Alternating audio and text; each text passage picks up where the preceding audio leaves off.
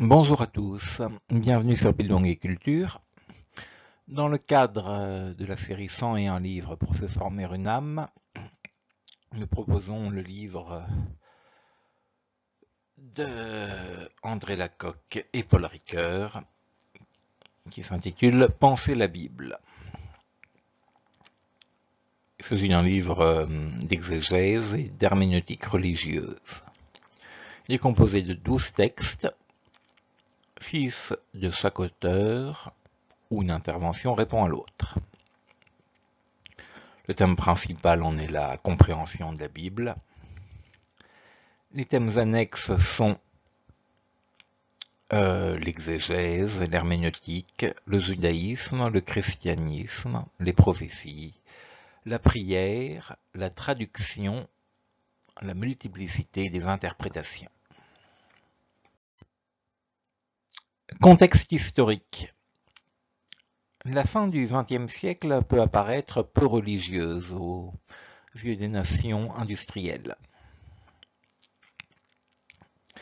Mais contrairement aux vœux pieux voulus par les positivistes et leur Église, le développement du monde industriel et son succédané, la société de consommation, n'ont pas été en mesure de proposer un monde compréhensible et suffisamment ambitieux pour hisser l'être humain au-dessus d'une simple bête consumériste.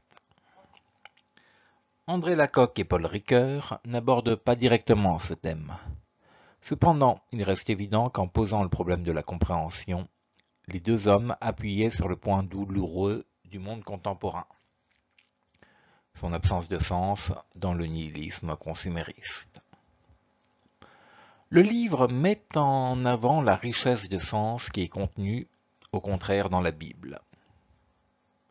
Il valorise ainsi l'une des deux sources dont la culture occidentale se dit la plus fière. D'un côté, son origine grecque, l'Occident peut également faire valoir un riche héritage judéo-chrétien dont l'exégète André Lacocque et l'herméneute Paul Ricoeur sont des témoins et des acteurs très riches. Pourquoi lire ce texte aujourd'hui? La collaboration entre l'exégète et le philosophe est fructueuse. André Lacocque possède une connaissance encyclopédique de l'Ancien Testament. Paul Ricoeur vient compléter cela par sa profonde connaissance de la tradition philosophique. On peut s'étonner qu'un philosophe vienne expliquer les textes évangéliques. Mais cet étonnement ne repose sur rien de sérieux. La croyance répandue que la philosophie serait une forme d'athéisme, qui ne repose en réalité que sur une lecture approximative de Nietzsche, qui pourtant voulait être un fondateur de mythologie, ou alors Diderot dans une continuité des interrogations épicuriennes.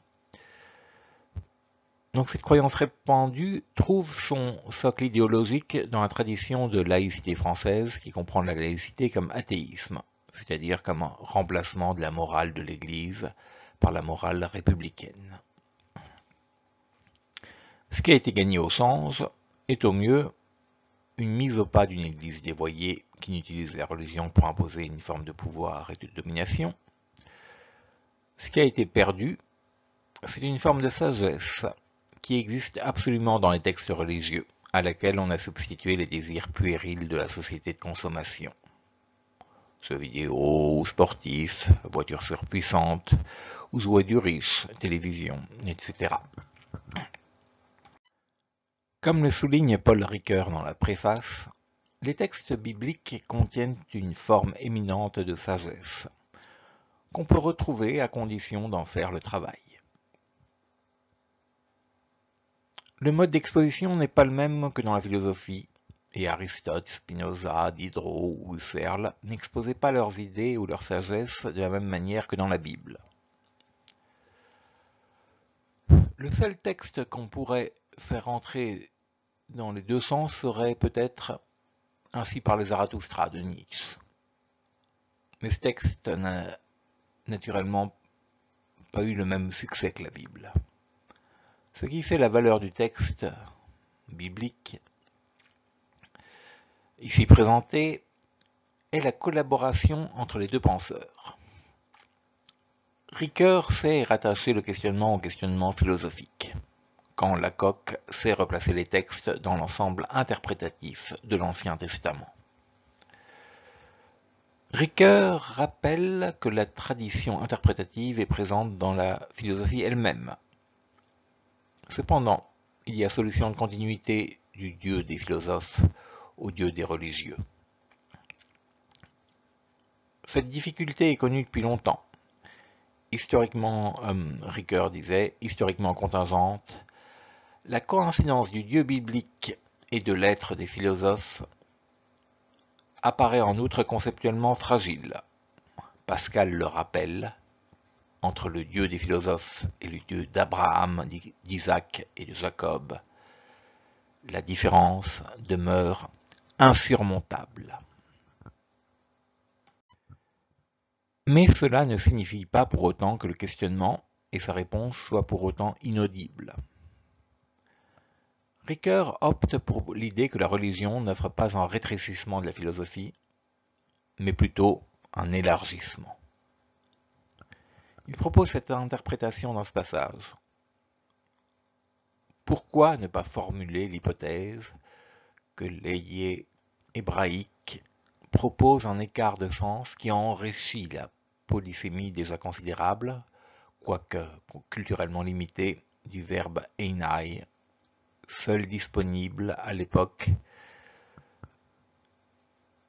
des 70 pour traduire l'Exode. Pourquoi ne pas dire que les Hébreux ont pensé l'être en une nouvelle façon?